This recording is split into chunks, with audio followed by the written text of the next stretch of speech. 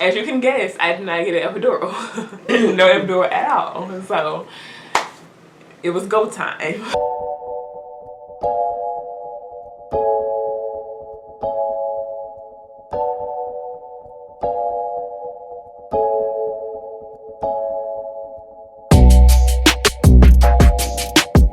Hi guys, and welcome back to my channel. As you can see, things have changed since we last spoke. People have arrived. Person has arrived. And today I want to tell the story of my labor and delivery.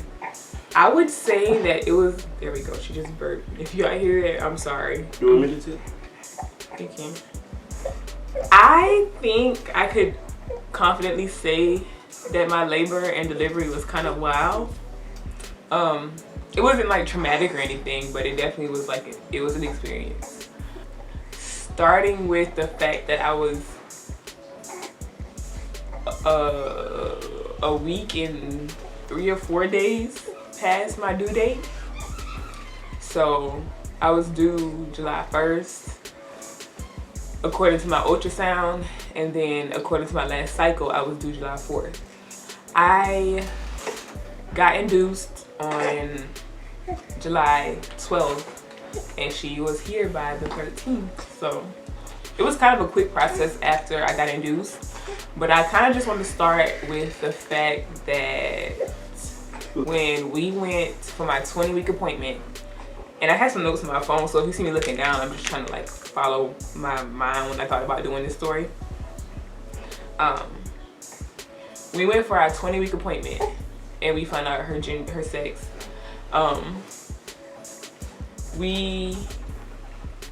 At that same moment, I found out that my placenta had grown abnormally. So I didn't, like, he showed me pictures, the ultrasound doctor showed me pictures and everything, but like I had never really seen what a placenta looked like before, so I didn't know what to look for. But he was telling me how it wasn't like anything life-threatening, or like, it was very low on the complication scale, but it just, you know, it just grew weird. And it was called circumvallate placenta, if you guys ever hear of that. And the only concern would be her growth and development within like the 30-ish week period. So like maybe like more towards the 3rd trimester. Like where I was at that moment was fine. They just started seeing me once a month instead of like most people who are pregnant, when they go to get ultrasounds, they might get like only 3 or 4 their entire pregnancy. But I had to get one every month until she was delivered. I didn't get one for July, I don't think. I think my last one was June 4th. I didn't get one for July because she was due on the 1st, so they didn't schedule one. I had one every month versus just a typical 3 or 4 throughout the entire pregnancy, just to make sure she was growing fine and everything was fine. She's here, she's healthy. I also did have I was GBS positive. What GBS is, group B strep. It's basically just a bacteria that some women have in their pregnancy, some women don't.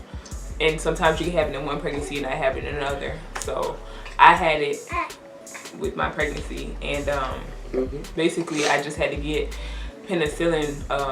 I thought it was gonna be a shot, but it was more like a liquid that they put in my IV, which I wasn't expecting. They told me in advance that I had to get that, and they detected it in me pretty early. And from what I didn't find out until after I had Ari, is that you're supposed to get a certain amount within a certain time frame. Like I think you're supposed to get it for 4 hours. Yeah. And I only got it for like 2 or something, because it was, we'll get to that point, but you're supposed to have it for going to your IV for 4 hours prior to giving birth, for the baby to get all the benefits. But yeah, so my doctor didn't want me to hit 42 weeks for health reasons. You know, any pregnancy after 42 weeks is kind of risky. The risk versus reward is not the best. So she, you know, tried to push it back as far as we could. And she even gave me the latest time slot available to get induced just in case I went into labor that same day. However, I did not. And I was pretty apprehensive. Like the minute she brought up inducing, like my entire pregnancy, I had been practicing hypnobirthing. And for anybody who is wondering what that is basically like just a way of mentally managing your pain so that you can do everything natural. So it focuses on natural birth and just natural pain relieving techniques. Yeah. She's gagging with her finger because she put it too far. Oh. Mike had to go get tissue for him and Ari, I think. But so yeah, just trying to do everything natural. So the minute she brought up inducing, I was like, like I had to hold. And the doctor's office that I went to, it was one of the ones that you kind of have to see everybody because you never know who you're going to deliver with. And while you might have somebody that you prefer a little bit more, you still have to see everybody just to make sure that like you're comfortable with everybody. And I was. However, I do feel like one doctor hurt me a little more than the others. I felt just a deeper connection with one versus the others, and they were really nice ladies, like nothing against them, but I just felt a little more comfortable and a lot more heard with the doctor that I requested for my birth or my delivery. But we'll get into that in a second. So when the doctor who brought up inducing wasn't the doctor that I was comfortable with. Well, the most comfortable with. I was still comfortable with her, but like I was trying to tell her like, hey, I really don't want to do this, blah blah blah. And she was just telling me like, you know, you gotta do it because ABC, which I understand, but I feel like we could have waited a few more days. But you know, everything happens for a reason. I went through with it. I chose to make that decision, whatever. So the inducing method that they went with for me was Epidural because my cervix had not softened.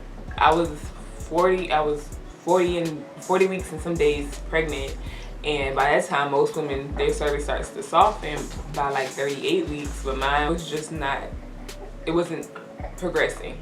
And that was the main reason. Like if my cervix was softened and I was starting to be dilated, I probably wouldn't have shown up to the inducing appointment. But the fact that I knew that when I had went and I was still 41 weeks and my cervix still had not softened and hadn't progressed, I had gotten a little discouraged, and I was like, you know what, I'm just gonna go through with it. Because at this point I don't know what else to do. I had tried red raspberry leaf tea. I tried walking. My mom and my sister were here. My mom's really big on exercising, so we would walk for like 30 minutes. I tried stretching. What else? I tried exercise ball. I tried the miles circuit. I tried everything I could think of. I didn't do castor oil though, because I hear it could make you have to go to the bathroom, and I didn't want to have to deal with that. It's crazy because that felt like so long ago, low-key. I know. And like the last 2 weeks, like I really was just trying to not force her out, but just help jumpstart the process. Like I was fine being pregnant. Like people be like, oh, I'm ready. I know you're ready to get her out, but I was fine. Like I was a little uncomfortable, but it wasn't like unbearable. I was just more so excited to meet my baby, but it wasn't like anything I couldn't handle. But my mom was here for a limited time because she works. My sister was here for a limited time because she had a summer job. So I really wanted me. Right, and oh yeah, Mike was on vacation from like his work had like a designated vacation for like a whole week. So and it was her due date week. So I was just really hoping that she was gonna come that week, but she wasn't having it. So yeah, because my cervix hadn't softened, my doctor chose to use Epidural versus Pitocin, because Epidural goes in you and it's like a string with like medicine on the end that kind of like softens your cervix. Like a tampon, could you say? No, not even like a tampon, because a tampon has like when I say the medicine on the tip, it's like you don't even really see it from what I saw, because it was kind of quick. but it's like you don't really see the medicine. Is I Google it if you're really curious. So they just put the string in you and you wait 12 hours and it kicks in. I got mine put in about 9:45. By I want to say maybe like 2 or 3 a.m. I started feeling surges. We just called them surges in my hypnobirthing class versus contractions. Contractions can just sound so harsh. I started feeling surges around 2 to 3. I maybe felt them before, but like when I really started to notice them was around like 2 or 3. Yeah, I felt like you started feeling around 12. Yeah, I feel like I might have started feeling like mild to calm ones, and then like 2 or 3, like Mike was asleep, and I was like going to the bathroom and stuff, and I was like really feeling it. They had me hooked up to all these cords and stuff. I had to keep unplugging stuff just to go potty. It was a time. So, well, I'm telling the story about you. So yeah, we got there. My appointment was for 8, right? 8 that night. I had to be at the hospital. Yeah. So we go in. First of all, I mean, I'm not even gonna tell that story because I don't want y'all to know what hospital I birthed at. But it's kind of weird. But just getting to the hospital was tricky. Let me just say that. Maneuvering through the hospital was tricky. But once we got there, tricky ain't even the word. I don't think they could understand. Like, hey, my dog is trying to play with a squeak toy while I'm trying to record, and I'm like, why don't you go downstairs to the living room? But no, he must be right here in front of me. Like, the hospital is very large, and for some reason or another, like, you had to take the long way to the other side of the hospital. Yeah.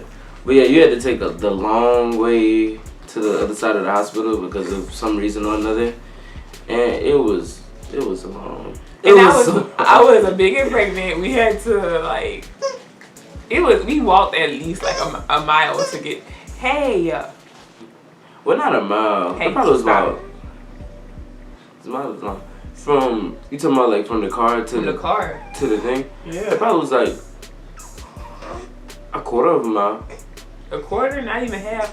A mile is long. I was 41 weeks pregnant, so it felt like. But a quarter of a mile is still long. And I had on not a little shirt, but like I had just bought this like set type of outfit, and I was like, oh, I'm gonna go away to the hospital. I'm gonna be cute. My belly was hanging out the bottom. I'm uncomfortable. I'm wearing slides because I'm about to have a baby. I'm trying to be comfortable as possible. Cause look at it this way: a quarter of a mile is one time around a track. Mm-hmm.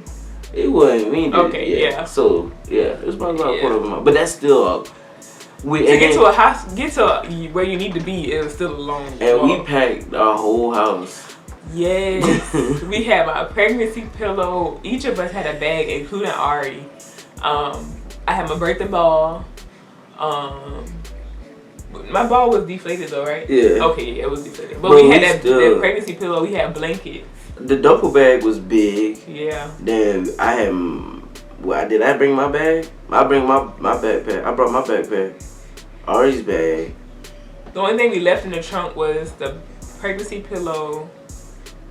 I feel like. But I still had to bring it. Like, all in all, with everything we had, it looked like we was moving into the hospital. Like, we was about to be staying there for 3 months or something. I was just trying to be prepared. And I know, and I didn't want you to not have something, so I didn't mind being. I knew we was overpacking, like, definitely, but I wanted everything to be as comfortable as possible. So I was like, it's cool. Like, if you think you might want it, let's just do it. Yeah, because I was like, this is too much. Mike's like, just bring it. Just bring Eric. And I was trying to like repack because I had already packed. And I was like, I feel like I'm bringing too much. He was like, just bring it. So I just brought it.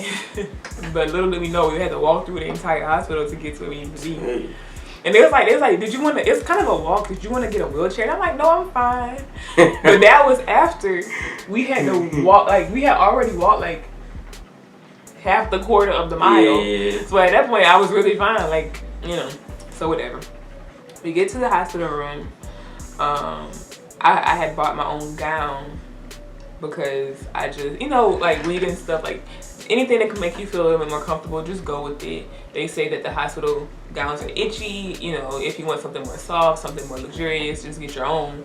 So that's what I did. I had a nice, like, cute little pink striped hospital gown. And they're like, just go ahead and change, take off everything, just put your gown on. So I was like, okay. They hooked me up to all this stuff. They put an IV in me.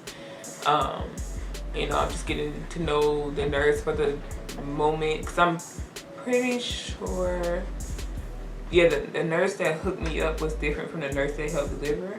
In the morning, yeah. And for some reason, I cannot remember the nurse that hooked me up. Like, I can't picture her face right now.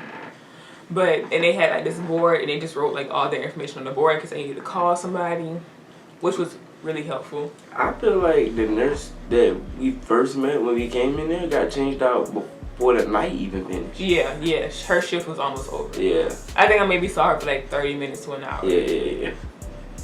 Look at your chubby baby. Mm-hmm. So, yeah.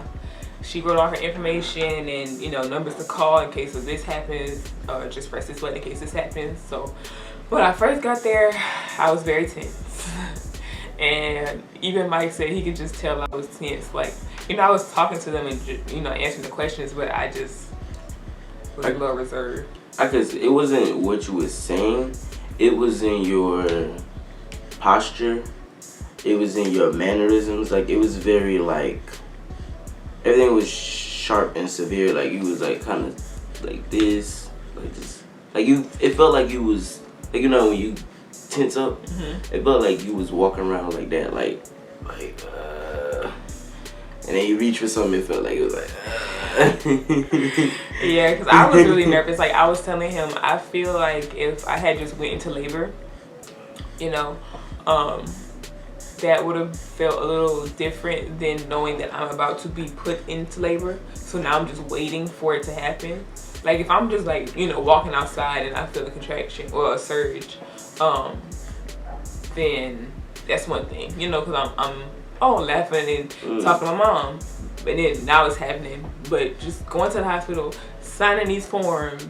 Okay, now we're gonna stick this medicine in you, and you're just waiting to see what you feel. It's like, I mean, it's like getting disciplined immediately versus like you get in trouble at school and it's like wait till you get home. Wait for your butt cut. Boy, I hate wait till you get home. I mean, even if you don't get beat, it's just the, like, you just don't, cause it's the anticipation. Wait till you get home. Look at us laughing at our traumas. That's what you had going on. Wait till you get home, you gonna have a baby, and you just in school trying to do your work. Like, what does that feel like? How bad is it gonna hurt? I'm saying. But so yeah, it was, I can tell that he could tell that I was tense, and I know that I definitely was tense. But you know, I changed my clothes, got in the bed, tried to find something to watch on the iPad. I mean, no, actually I tried to find some stuff to watch on the TV that they had in there. So I was trying to get comfortable. I had my phone, I was texting my family like, you know, we're here, blah blah blah, sending pictures. So, and also it was just uncomfortable being in the hospital during, you know, the Rona.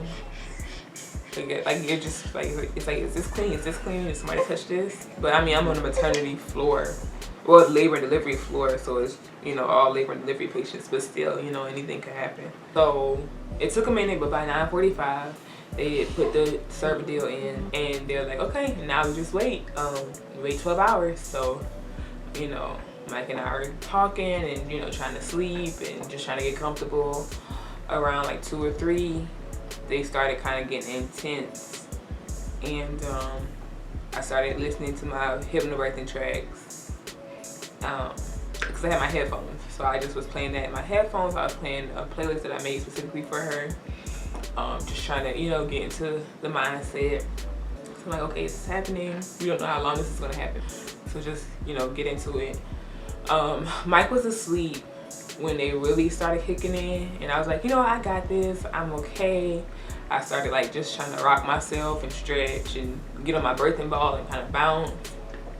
And then when they started getting it real intense, I was like, no, you gotta wake up. I was like, you gotta wake up, you gotta help me. So I didn't mind because that hospital, it ain't like I was getting good sleep. Oh yeah, they had like a little pull-out chair, not even like a couch, just a pull-out chair that was very squeaky.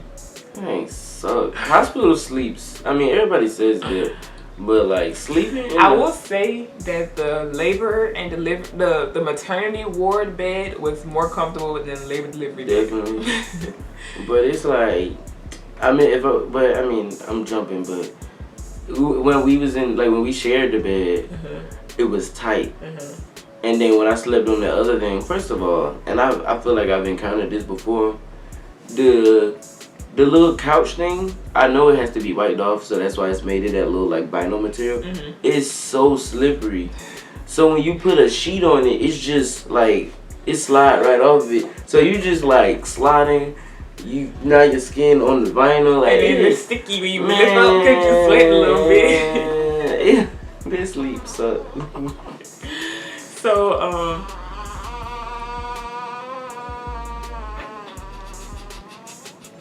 she does that a lot. She said, man. She heard me say, man. She said, man, too. She does that a lot in her sleep. But, yeah, so I was like, babe, you gotta get up. You gotta help me. What we did was, he helped to apply counter pressure, which is basically like every time I felt a surge, I needed him to like push in my back to like counteract the feeling that I was feeling in the front. Wow, working. That just had me tired. I know, and I just, like, I'm the one that's about to give birth, but I still feel bad because I know that he has, like, Mike is, he does a lot with his hands, and he has really bad eczema, so sometimes it affects. I mean, you can say I work in restaurants. But yeah, I mean, I don't even want people to be like, well, let me find where I don't know. Yeah, I mean, there's a lot of restaurants in Atlanta. Mike is a bartender, and, you know, he's always, like, washing his hands and stuff, especially since he's dealing with drinks and stuff like that, and different people. So his hands tend to kind of react to being dry because he has really bad eczema. So sometimes they physically hurt aside from being dry. So I knew he had that problem, and then I'm asking him to put pressure in my back every 2 minutes because I honestly felt like my surgeries were coming, not even every 2 minutes, but like every minute. I mean, I'm pretty sure it wasn't happening that way, but like it was so hard to just catch your breath, like just catch a moment of like, okay, I'm fine now, because it just came right back. It was intense, and I do feel like if I hadn't been induced, it would have been easier to manage, but because I had that medicine going, it was intense. Because once it started, I'm assuming, okay, so I'm getting ahead of myself. About, like I said, they really started kicking in about 2 or 3, maybe 4. So he's just helping me. He's trying to rub my back. We're doing, you know, birthing ball work where I'm on like all 4s, trying to just rock myself, trying to like just breathe and remember like my breathing techniques and stuff. It was the time.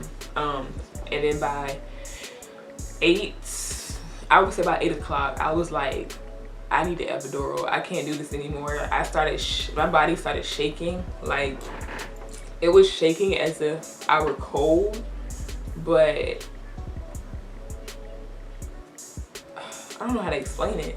It was just like my hands were literally like this. My teeth were chattering, like I could just feel it in my whole body just shaking. I kept trying to grab stuff and just kind of like, I know like tactile, like touching stuff can help, with, what's the word I'm looking for? Diverting the pain? Or yeah, like the comb. I use the comb method of like squeezing the comb in your palm so that the nerves in your hand can kind of feel some pain and pressure to alleviate what you're feeling in your uterus and everything. So I was doing that. Yeah, and the lavender oils in the air. Yeah, we had a diffuser going. We were trying everything, and like I said, I really just think it was so intense because I had to get the medicine. Yeah, and they said that that's what like it does. Like whenever you get induced, it's always gonna be like more. I don't want to say violent, but it's gonna aggressive. Be yeah. Yeah. It's gonna be like your surgeries and stuff would be more aggressive than if you would have been natural. So. Yeah. So we were we were going for a good minute just like by ourselves. And then I was like, Mike, I think I need an epidural. So we called the nurse in, and she checks me to see how dilated I am. And as soon as she like went to feel, my water broke like in her hand. And I'm like, my water broke. And she was like, yeah, your water broke. And I mean, obviously her hand is like inside of me, that she knows my water broke. But I could just, the way I just felt it, like just pop, I guess is the best way to put it. It just was like, and it just, so my water broke in her hand. She was like, okay, well, let me find the Cervidil, like let me try to find the medicine. And she like found the strain, took it out. So it was a little less than 12 hours. At that point, where you was like 3'5"? Yeah, I was like 3 to 4 centimeters dilated. And no, I think it was 3 to 5. I don't know why they jump like that. I don't know all the medical terminology. Well, because it's like, you know, you have a elasticity. So it's kind of like, and it's not like there's a ruler. You dig? That's what I get. Yeah, so I guess. So it's kind of like hard to say, this is in inches, you know what I'm saying? Or centimeters, not inches. That'd be, but. I was 3 to 5 centimeters dilated, and then. Which is crazy, because when you got to that point, I was like, oh, like, it's because, you know, for the longest it was like. Nothing. It was one. It was one. Nothing, then it was like 1 centimeter. She's about 1 centimeter, like 1 centimeter. Then it was like, boom, 3 to 5, boom, water broke. And I was like, oh, so we cooking now. And then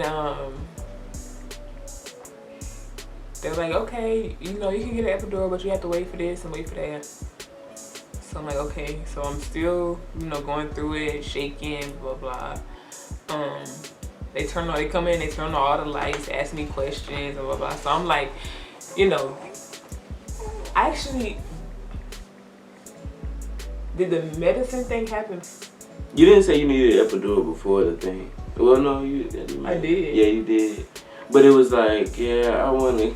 It was like it changed in the inflection. It was like, I think I was more like, I think I want to get an epidural. Like, I'm pretty. Yeah, it was like, I'm thinking, epidural, and then later it was like, donde está epidural? So, at that point, I guess I was a lot more calm. I was like, I would like an epidural, you know, can we get that going? And they're like, yeah, we can. So, I guess it's like around like almost 9 now. You know, they're coming in and asking me how I feel, what do I feel like, what do I want to do, blah, blah, blah. Just kind of talking, and then I get new nurses introducing themselves to me and stuff like that. And there was this one nurse who came in for like 5 minutes. And I was like really tense. And she was like, no, don't get tense. Just, you know, breathe. And then like, I guess she could see it in my like face. Like I might have been like squinting. And like she put her finger right here. She was like, just relax, just relax. And then, so I just started like getting calm. And that actually really made me feel better. She had a very calming spirit. Yeah, like, and her voice was very calm. And she was really nice. I don't even know her name, but she was really nice. She's probably my favorite nurse from the entire experience. I've only seen her for like maybe, that moment was 5 minutes. She came back in later when I was delivering, and she gave me a thumbs up before I started pushing. And that was it. Like, that was the last time I saw her. But she was so sweet and so nice. I really like you, Miss Nurse Lady. Yeah, she had a abundantly kind spirit. Right. And you could just feel like, cause when she touched your head, I was like, and I saw it in your face. I was like, oh yeah, she working magic. Cause I don't know. You was tense, like she said, like you said. Yeah, I'm sitting there shaking and, you know, going through it. Then I guess they had realized that, I think, if I'm not mistaken, because they kind of tried to keep this from us, if I'm not mistaken, Ari's heart rate started decreasing because my body was moving faster than she was ready. And I think it kind of just put them on high alert, because the next thing we know, they're coming in there like, we need to get a mask, get her a mask, get her a mask. And I'm thinking a mask would I'm thinking like a COVID, like like one of those masks. I'm like, what do we need the mask for? And Mike doesn't know what's going on. I'm looking at him and he's looking at me, and we just kind of like. Yeah, and then so that's when we was like, what's going on and whatnot, and that's when they kind of explained it. Right, and it was like really like they were moving so fast. Like, it had felt like a scene on a movie. They were just moving so fast and like saying stuff I didn't quite catch. So they were actually asking for an oxygen mask. So they put an oxygen mask on me, and they was talking about what they had to give you, and I was like, well, what is that? Right. What it do? Right. Yeah, he was making sure to advocate for me, because that was another thing that we learned in hypnobirthing, like to have somebody in the room who's going to advocate for you. And I had constantly like, made sure to tell them like, maybe if they are bringing in any foreign things, just make sure that you're asking what it is and blah blah blah. So he was making sure to do that. Then they told me that they had to give me a shot to slow down the labor process.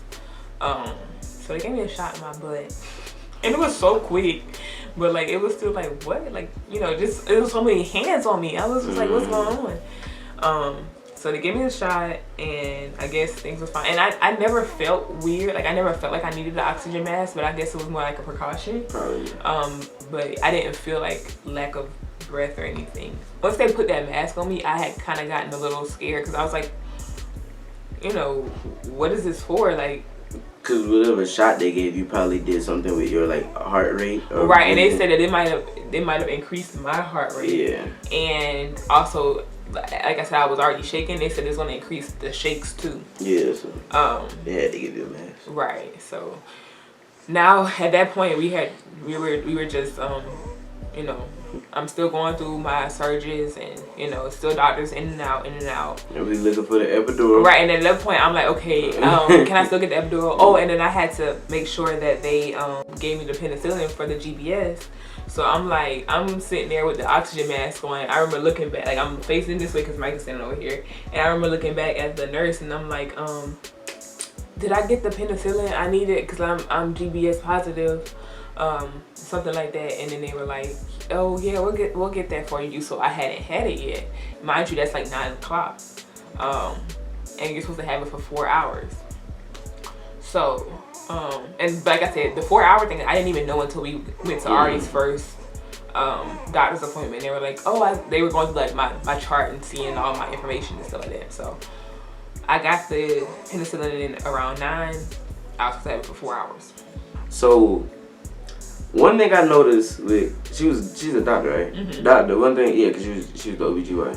One thing I noticed about Dr. J is that when you brought up the epidural, she was like, yeah, we gonna.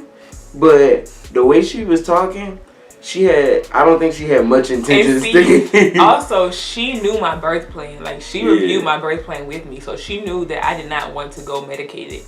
And like I said, mind you, the lady who signed me up to get induced was not her, because Dr. J is who I really like felt connected to. Dr. B is who signed me up to get induced.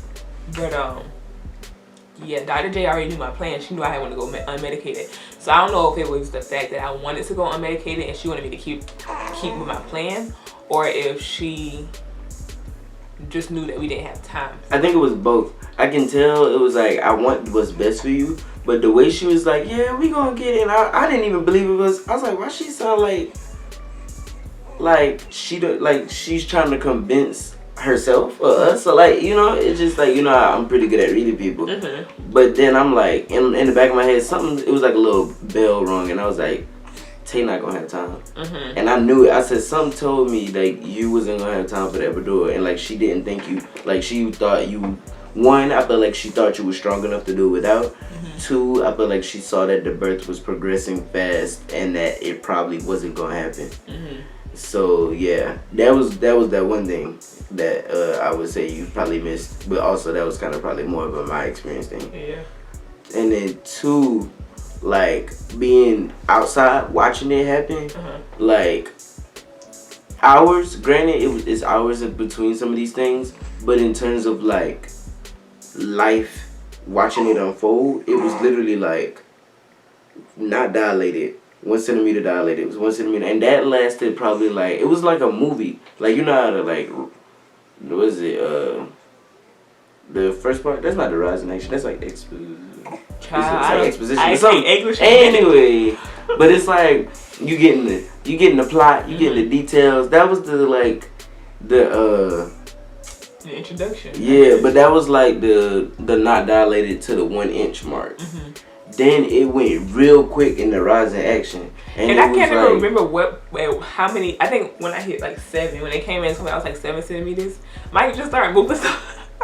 He started putting his bed up and like started like moving stuff out the way. I'm like, what are you doing? And he was like, things are happening. Like, I remember like your hands went up here. I'm like, what's going on? Yeah, because I went into like red alert because like I said, that the 0 to 1 centimeters was like long overnight. It took a long time. 3 to 5 was very significant, and then it still was like 3 to 5, 3 to 5, but then it was like 3 to 5. It's definitely 5. Then it was like, okay. Once it hit 7, Mike was like, I'm on it. But it was crazy because at that point, like, now I'm like, okay, it's getting real. Let me, get out of the way. I don't want to be stretched out. We had, like I said, we did have a lot of things, and there was going to be a lot of people that need to move around the bed. I don't want to be in the way. So then, yeah, I started kind of moving with like gusto, trying to get like prepared for something that I don't know how much prepared I could possibly be, but what I could do, like straightening up and whatnot. I was like, ain't no need. Having a mess in the room ain't gonna make it easy to have a baby, so let me try to clean up something. I don't know. As well as, like I said, you jumped from 3.5 to 5 to 7 centimeters so quickly. And one of the most significant things also was like, and it was like, for one, I wanted your eyelashes are really nice. Thank you. I wanted for one to be abundantly clear how lucid you were. Like, when I tell you, Tay was like talking, asking questions, just like this. Like, you would have think she was in an interview. Like, how composed and poised you were. Like, it was like, yeah, I'm feeling a little like discomfort, this, that, the third. Like, you was articulating yourself very well. In pain. Like, it's like, it wasn't like, I'm hurting. Like, it was like, no, like, I don't feel great. Yeah, I'm feeling discomfort. Just, I'm hanging in there, this, that, there. And then, like, I'm, like, running around the room trying to take his stuff. She talking to me, you good? Like, what's going on? I'm like... No, that was not, I was pushing. But still, even when I was moving, cleaning up the room, you was like, what you doing? Like, and I'm like, why are you asking me about what I'm doing? You worry about what you doing. You busy. And then, you kept asking for the epidural. And it was like, okay, they came in, tried to start wiping your back. But before they did all that, they was like, okay, we still got a little, like, they was like, are we going to be able to do it? And it's like, yeah, she's only 7 centimeters. So they was like, all right, let's hurry up and try to get this done. They started prepping your back, doing all this, that, the third. And then you was like, I feel like I got to push. Right. I'm going to get into that. You telling the good part of the story. Oh, okay. So, yeah, I thought you was going to jump into the labor, so okay. So, yeah, you pick up from there. So, yeah, I'm like, I really want the epidural. Can we get it? Blah, blah. And they're like, yeah, only 7 centimeters. I'm like, okay, cool. And when they busted in the room, it was like, finally. Video. Finally. I was like, thank God, please give it this. Yeah, I kind of felt like a little relief too, but whatever. So they're talking to me and I'm like signing stuff, and I had to get out of my my comfortable gown, my little cute comfortable gown, and put on their little not nasty, but their little itchy gown. Because that thing was not comfortable but it had the back open. Mine was open, like it tied in the front.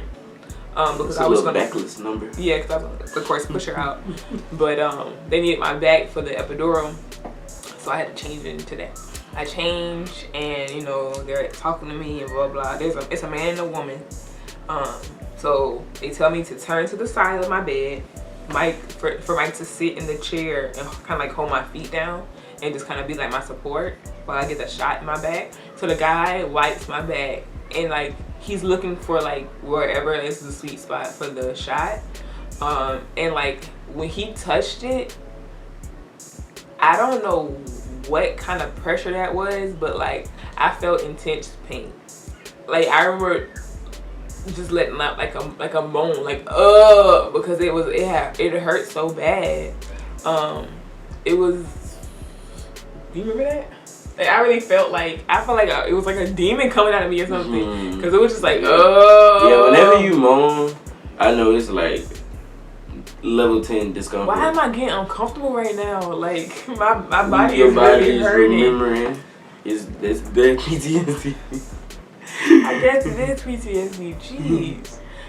But yeah, so it was like you said when I moan was like what? Well, like whenever you moan, like just knowing you, like whenever like it's like high level, like maybe anxiousness, high level discomfort, disgust, pain, something like you really, because it's like I feel like that's you said like I don't have words for this. I don't like but that's not the first time you've done it. But when you do it, it's like.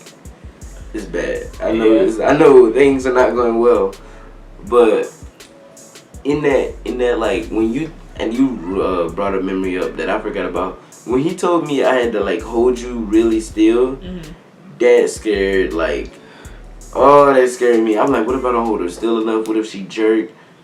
Again, like, I don't. They playing in your spine. I'm like. Yeah, I was like, that's a lot of pressure to try to keep you still to protect your spine. Yeah. So I was like, really? Yeah. Like, are you sure you want to do this? But of course I didn't say it, but I was just thinking like, that's just crazy. Like, I got to keep you really still. So or else. So right before they were prepping me for the epidural, they checked my cervix again. I was still 7. Then they kept saying like 7.5 or something like that. Like they kept saying like something with the 5, 7 and something with the 5. What are you talking about? Like when they were talking about my measurement, they was calling like 7 something 5. It was 7.5? No, it was 7 something 5. I can't remember. Yeah, they checked that, and I was 7. So I was like, okay, cool. They propped me up. God was like wiping my back, finding the little point. The moment he's wiping my back, when he was wiping my back, it was right after he put that pressure on. I had a surge contraction, and I was like, I gotta push. And mind you, right before Dr. J walked out, I told her, if I feel, because this is the other thing that I learned in hypnobirthing, if I feel like I need to push, can I push? Because they tell you when you're learning hypnobirthing, they tell you to listen to your body. And Dr. J was really big on that. So she was like, yeah, if you need to push, you push, And she told you that before you even came into the hospital that was just like we had talked about that before, but she also reiterated that in the hospital. I just remember because you had a feeling like that before that, and you was like, I feel like I need to push, and it was like, don't push. And you was like, my doctor told me. Exactly. My mom said. She said, the doctor said I can push. My doctor told me. Like, I understand if it was like a medical reason not to. But as long as the doctor said I was okay to push, I'm pushing. Because my body is telling me to push. I'm going to push. My doctor said it's okay for me to push. I'm going to push. And I was just like that. I was looking like, I better let her push. I mean, what they gonna do? Stop me? It's my body. Yeah. Cause she finna do it anyway. So. So I was pushing, and like I looked at Mike, and I was like, I gotta push, and I just felt that tenseness, like I gotta push. Yeah. So the girl was like, I didn't like my nurse. Let me say that. I haven't said that before this moment, but the lady who was my nurse, I did not like her. She was really like just going against everything. Not everything I was saying, but like a lot of stuff. I'm like, girl, pipe down. You're not the doctor. Got you sunning the nurse for not being a doctor. Because she was sunning me. I mean, she was like, I do feel like she was trying to.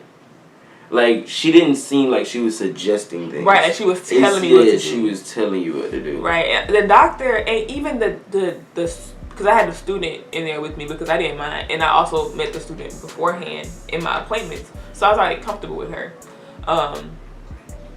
So the doctor and the student were my best friends in there. The nurse, I didn't care for. There were multiple nurses, but like my main nurse who like had her name on the board with like the number to call, stuff like that, I didn't care for her. So they had just checked me right before he was wiping me down, and I was 7.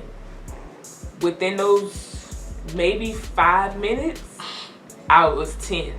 Because I told Mike, I need to push. She's like, and the nurse was like, what? No, don't push. I was like, Jay said I can push. I'm gonna push. So she's like, okay, well, let me check you again. Yeah, they were fed up too. They were like, well, okay. Right, yeah, they gave me a little bit of attitude. They was like, well, let's just check her again. Let's just humor her. Right. And they went in there. They checked me, and they're like, oh, yeah, her head is right there. And I told you I need to push. My baby says she's on the way. She's in my body, I can feel her. So, as you can guess, I did not get an epidural. No epidural at all. So, it was go time. And then, and I was low-key relieved, but also, like, scared. Because I was like, what if, like, it's so much, like, and granted, I know, like, your body's designed to do this, so you were going to get through it. But I was like, I'm glad you didn't get the epidural because I know you didn't want the epidural, and now you don't have a choice. And like, I feel like you'll be thankful that you didn't have it, but at the same time, I was like, oh, what if the pain is too much? But I was like, well, we here now, so it is what it is. So yeah, so you know, I laid on my back, and actually I laid on my side. I read that side pushing can lessen I keep putting my hands in my hair, y'all. I'm sorry. This story is taking a lot out of me, so I just need to do something with my hands. I read that side pushing is supposed to be, it lessens the chance of you tearing. They're like, okay, let's find Dr. J, get her back in here. And we had to wait for her a little bit. And I didn't feel comfortable delivering without her being in there. But I was still pushing a little bit whenever I felt surges. What? I'm just thinking about like that moment when she wasn't in there. We was like, you looking at me, I'm looking at her. I mean, yeah, you looking at me, I'm looking at you. You like, where's Dr. J? I'm like, I don't know. You was like, I felt like you was giving me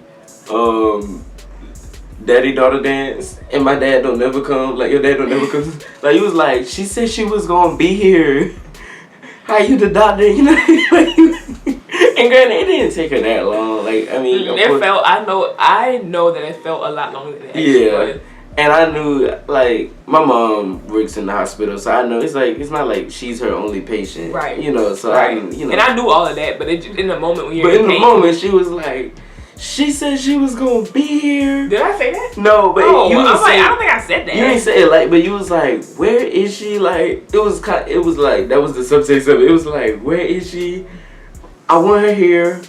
You didn't. It was very much like you was giving like, I don't like this. Because I didn't want to deliver with the nurses. I didn't like the nurses. I don't like this. She's not here. Where is she? And I was like, yeah, it was, honestly, it was the nurse for me. Yeah. It was, like I said, I never vocalized this before this moment, but it was a nurse that just turned me off. But she got there, and they're like, okay, let's push. So I'm laying on my side. Mike is holding my leg. The nurse is holding. Also, she kept making me hold my own leg. Like, she kept, like, so I'm on my side. Mike has my right leg. And she kept telling me to, like, hold my left leg. But I'm like, well, why are you standing here? If you're not going to help me hold my left leg, why are you standing here? Move. But I'm in pain. Like, I'm pushing the baby out. So I'm not, you know, telling her to move because, you know, whatever. I think I did, like, 7 or 8 pushes. I didn't, well, I wouldn't say push. I forgot the word that they use in hypnobirthing. But, I was, like, basically breathing her down. Taking deep breaths. And just blowing, and it's like a J breathing method that they teach you to do, and I was making sure to keep that in my head as I was, you know, going through it, making sure to get her out. But they kept trying to make me like do it back to back to back, and I'm like, I can't catch my breath that fast. I need you to, you know, wait.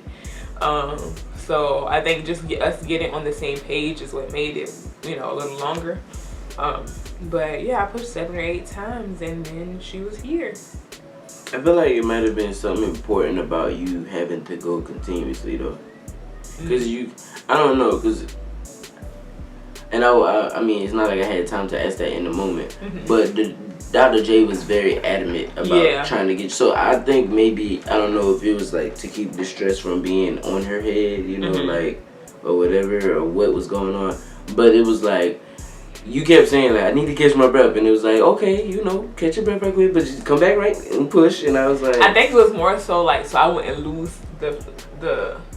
I think that I had a feel of, I had like a moment of strength that they didn't want me to lose. That's what I think it was. They just wanted me to stay in the moment. Yeah. Let me just say that I only had 2 hours of the penicillin for my GBS. So that's why I kept emphasizing that's what having 4 hours. I only had 2 because, you know, things just kept happening and they waited a minute to give it to me. And I didn't have it long enough.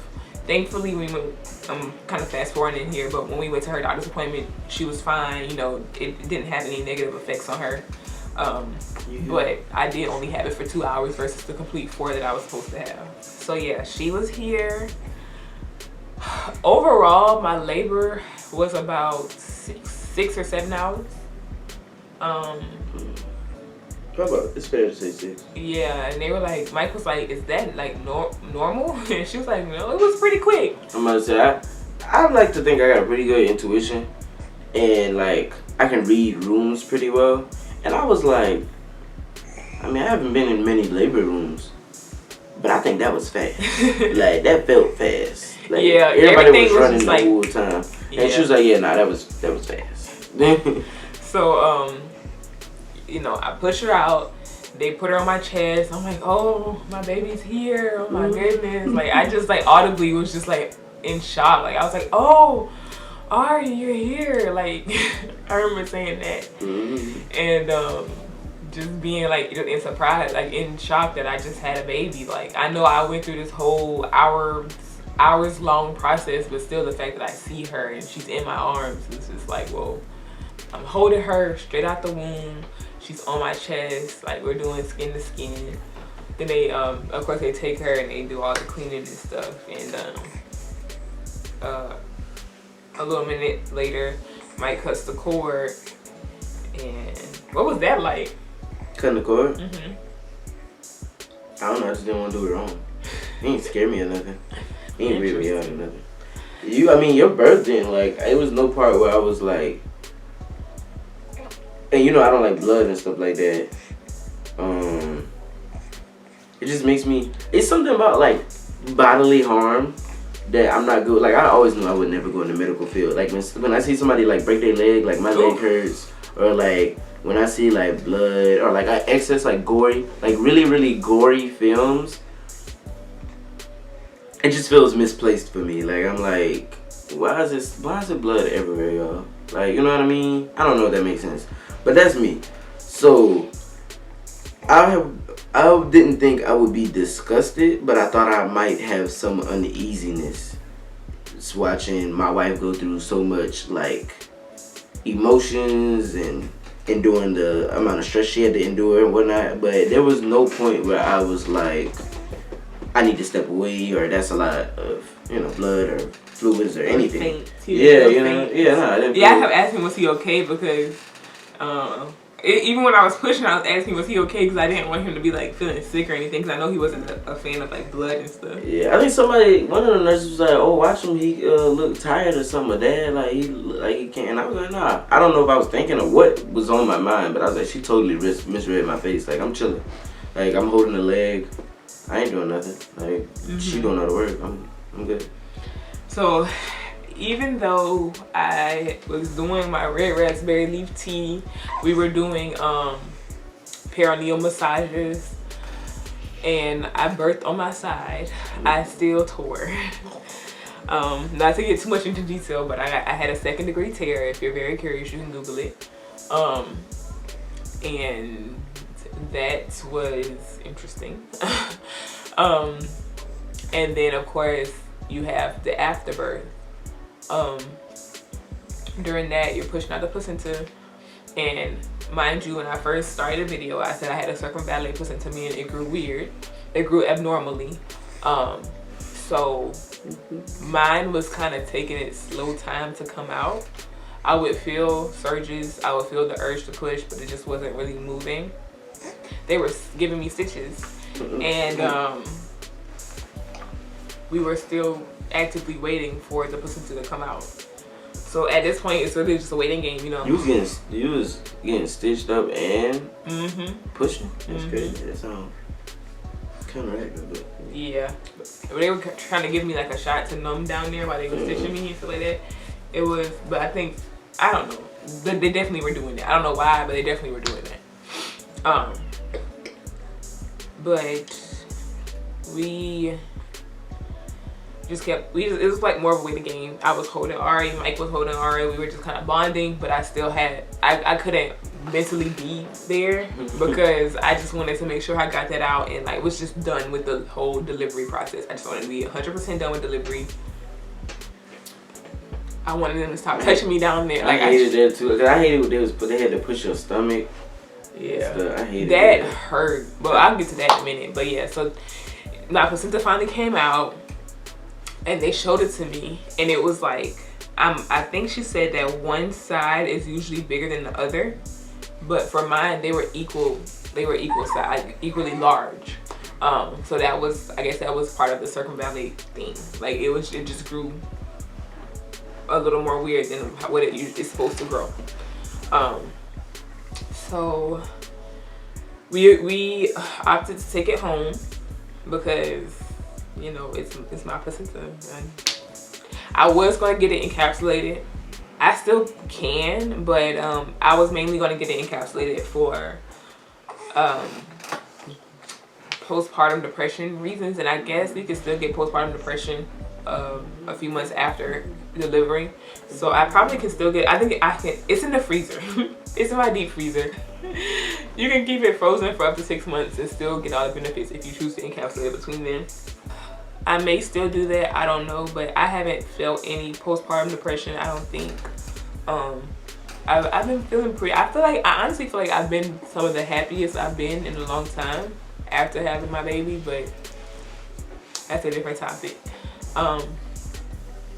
So yeah, so we chose to take it home, and they were like, you can't take it to the maternity ward for some reason, but you basically have to take it out of the hospital between delivery and going to the maternity ward.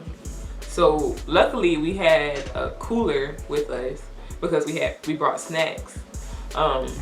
So they just put ice and stuff in the placenta bag, right? And we just took the cooler to my car, and my mom took it home when she came to visit us. No, Mike actually had to take it home. Also, the main reason why I had a tear was because my baby is large. She was basically 9 pounds. She was 8 pounds and 15 ounces. If you know math, 16 ounces makes a pound. So she was 1 ounce off of being a 9-pound baby. Cause you know, 9 pounds is just a little too much, apparently. Yeah. And she was so long. She was 21 inches. So she was chunky and she was long. And she is chunky and she's long. And so that was like, even like all my efforts, like I said, the red raspberry leaf tea, the perineal massages, the birthing on my side, like it was inevitable. So yeah, that was my labor and delivery was a wild time, but it was a situation. Yeah, I mean, if there's some things I would change, but you know, we made it here safe. I would change that nurse, but you know, everything's fine. I am kind of glad for the medicine, because I feel like if I didn't have the medicine, maybe I would have been in labor for 12 hours instead of 6, you know, like who knows? It might have been a prolonged experience, but I wanted to go completely natural. I wasn't able to. Mike is wanting to change her diaper. I will say, after having the baby, my entire body felt sore. I've never felt that level of soreness throughout my entire body before in my life. I guess just from like, I was tense during delivery. When you're practicing hypnobirthing, they often tell you not to be tense, but especially with it being your first birth, it's really hard to like, I don't want to discourage anybody who is experienced, who is trying to do hypnobirthing. Just, you know, read your books, practice. I kind of got my start late because I took a course, a 5-week course, closer to the end of my pregnancy. I wish I would have taken it sooner, but you know, hindsight is 20/20, so I could practice things longer. So I will say that if you want to practice hypnobirthing, just try to go a little earlier. If you want the name of the lady who did my classes, I would definitely give you that. Just DM me. I can actually put it in the comment section below because I'm not one of those people to gatekeep. I don't want her to get all her business because she was great. Her name is Sierra. She was an amazing teacher. So yeah, I'll put her Instagram in the description box. So yeah, my body was very, very sore. My neck, my arms, my shoulders, my legs, like everything just felt like I did a full body workout. I would describe it as if I got hit by a bus. That's how sore I was. But I wasn't even really focused on the physical aspect just because I was so happy mentally. It was just so surreal. Oh, I would say I don't know how gory I want to get, but the first time you go to the bathroom, it will sting, like, and it's not even like it just stings because, you know, you just went through something traumatic down there. It's not comfortable. Even the second and third time is not comfortable. It takes a while. And we stayed in the hospital for 2 days. We could have left the next day, but Ari still had a little bit of fluid in her ear, in her right ear, so she didn't pass her hearing test. And instead of us having to go to like an audiologist to go get it checked out, we just stayed in the hospital another night, let them check the next day. She was fine. We got discharged the next day. So we left the hospital on the 15th. And oh yeah, I don't know if I said her birthday. She was born on July 13th. The food sucked. The hospital food was not it.